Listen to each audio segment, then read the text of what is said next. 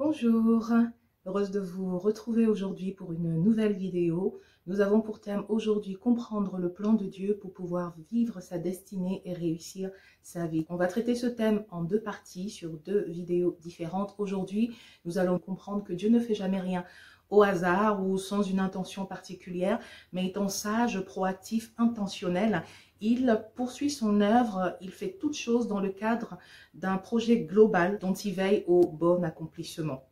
À travers le psaume 33, 11, qui nous dit que les desseins de l'Éternel subsistent à toujours et les projets de son cœur de génération en génération ou d'âge en âge, donc éternellement, on peut comprendre que si les desseins de Dieu, donc les buts, c'est le même mot, si les buts de l'Éternel subsistent à toujours, c'est qu'il ne change pas, Dieu ne s'en repent pas.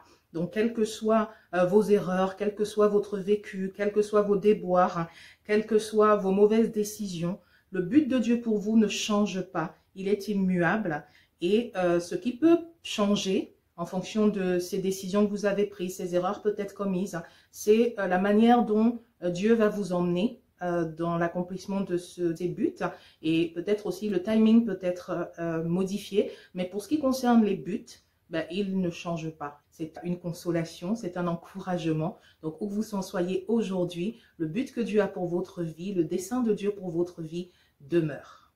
Il est aussi encourageant de voir que ce dessein demeure parce que finalement, il est le fruit de l'appel et de l'élection de Dieu. Romains 9, verset 11, « Or Dieu a un dessein ou projet qui s'accomplit selon son libre choix, et qui dépend uniquement de la volonté de celui qui appelle. » Le dessein de Dieu est fonction du libre choix de Dieu, qui a choisi de t'appeler toi, de vous appeler vous, pour un dessein particulier. Il est fidèle.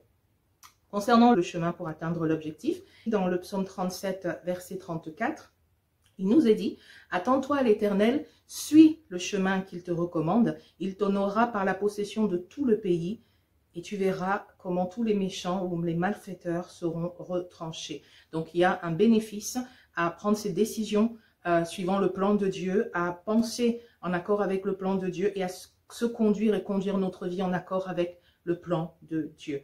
Romains 8, verset 28, « Toutes choses concourent au bien de ceux qui aiment Dieu et qui sont appelés d'après ses desseins. » Et le Seigneur Jésus a précisé que aimer Dieu, c'est garder ses commandements. Donc, ceux qui aiment Dieu, c'est ceux qui obéissent à Dieu, qui font ce que Dieu leur dit de faire. Tous ceux qui sont dans ce cadre et qui sont appelés d'après ses desseins, l'Éternel lui-même va se charger de faire concourir absolument toutes choses au bien de ces gens-là.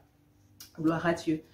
Ecclésiaste chapitre 3 verset 1, dans la version anglaise King James, il est littéralement dit qu'il y a une saison pour toutes choses et un temps pour tout but sous les cieux. Ecclésiaste 3 verset 11 nous dit « Il fait toutes choses bonnes en son temps ». On voit donc que Dieu a un timing pour tout ce qu'il fait. Il a aussi un timing pour vous. Ce n'est pas par hasard que vous êtes né dans cette période de temps particulière. Dieu a un timing pour votre destinée, un timing pour chaque chose qu'il veut réaliser dans votre vie. Il est donc indispensable de connaître, de comprendre et donc de découvrir pour soi quel est le but de Dieu pour sa vie et quel est le timing qui est alloué à son plein accomplissement. C'est important parce que c'est ce qui va nous permettre de réussir à vivre le projet de Dieu pour nous. C'est ce qui va vous permettre de réussir à vivre le projet de Dieu pour vous. Donc c'est crucial et ça va permettre de piloter efficacement votre vie en mode projet, en bon imitateur de Dieu, notre Père. Donc, voir sa vie et piloter sa vie comme un projet à définir, à formuler clairement avant de pouvoir l'accomplir. Et la bonne nouvelle, c'est que ce projet, il n'est pas amené à réussir seul en fait finalement, mais plutôt en équipe avec Dieu et avec toutes les aides de destinée qu'il nous a réservées à cet effet.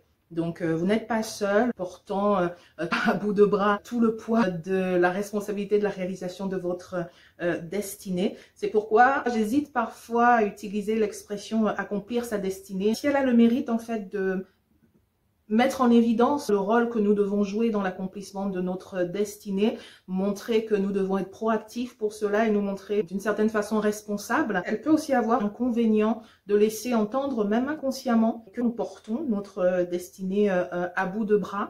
Ce n'est pas totalement vrai, c'est en partie vrai, Mais ce n'est pas totalement vrai, comme beaucoup de vérités de la vie spirituelle. On est dans la position de vérité quand on est en équilibre finalement entre deux propositions qui semblent contradictoires. Et donc oui, on a une responsabilité, mais Dieu est dans l'affaire.